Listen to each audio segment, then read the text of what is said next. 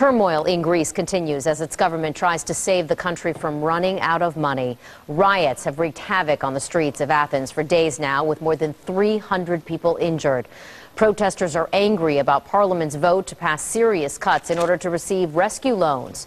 Without the financial bailout, Greece was expected to run out of money next month. Anger about Greece's austerity bill is not limited to Greece. Our Allison Morrow has more on why Greek residents here in the Bay Area are watching the situation closely and why some expect to have more Greek neighbors in the coming weeks.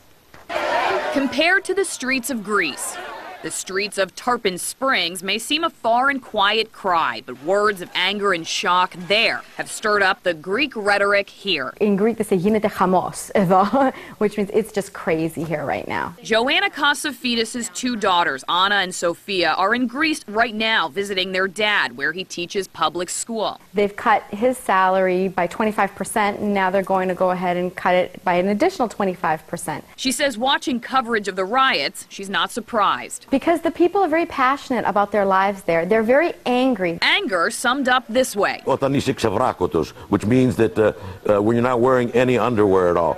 Roughly translated as having nothing. Jim Skaroulis manages the sponge factory in Tarpon Springs. He says Greece's financial problems are all the talk among his neighbors, many saying they saw this day coming years ago. Some even moved here due to unrealistic government budgets. In the old days, the dream of every Greek parent was that their son become a doctor and their daughter marry a doctor.